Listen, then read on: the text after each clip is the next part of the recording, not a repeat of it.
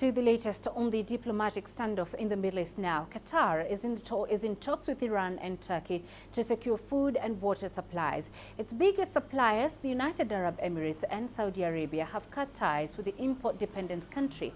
Meanwhile, there are unconfirmed reports that discussions are underway over possibly freezing Qatar's membership of the Gulf Cooperation Council and the Arab League. Saudi Arabia, several other Middle Eastern nations and their allies have accused Qatar of funding and sheltering terrorists. Riyadh says Doha must drop all support for Palestinian group Hamas and the Muslim Brotherhood before ties can be restored. The United Arab Emirates, meanwhile, has warned that anyone caught showing sympathy with Qatar could face up to 15 years in prison. The UAE has also shut down Qatar Airways offices in the country. Nations including Egypt, Saudi Arabia and Bahrain have already cancelled all flights to Qatar and imposed a two-way travel ban. The move has had an immediate impact on the leading global airliner. Our correspondent Adel Mahroui is in Qatar's capital Doha and filed the following report.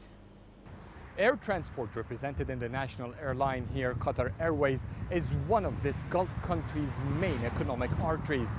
Saudi Arabia, Egypt, UAE and Bahrain have revoked the license of Qatar Airways and have shut down their airspace against it.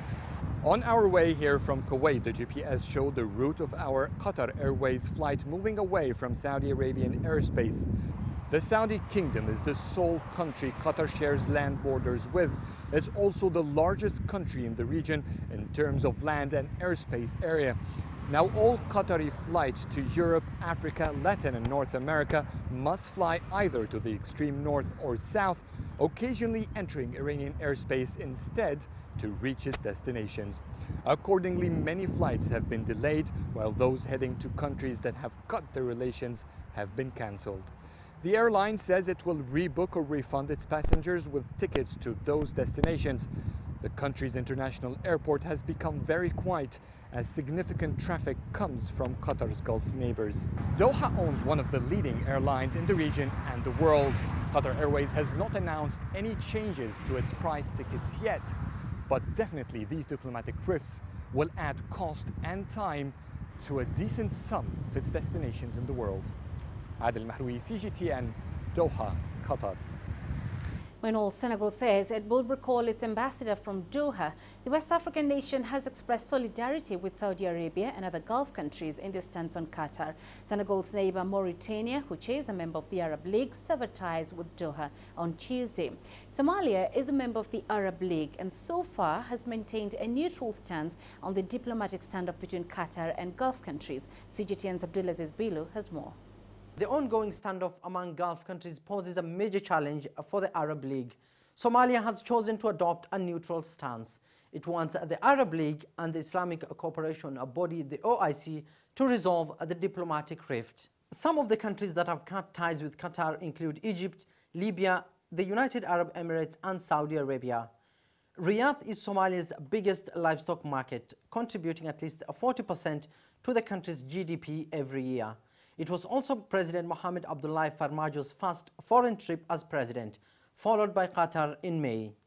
Both Riyadh and Doha have pledged budgetary support for Mogadishu, as well as millions of dollars towards infrastructure development. In the past, Somalia has sided with Saudi Arabia. In 2016, it expelled Iranian diplomats from Mogadishu after the Saudi embassy in Tehran came under attack. This time, Kuwait is leading the efforts to resolve the standoff.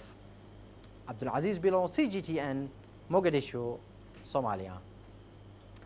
Now, Ethiopia's government is also refusing to take sides in the Qatar dispute. Like Sudan, it's calling for unity among the Arab nations. From Addis Ababa, CGTN's Grum Chala has this update. Officials in Addis are calling the standoff unfortunate, and they're urging Qatar and its neighbors to resolve their dispute through dialogue. They want the Arab League and the United Nations to help broker talks.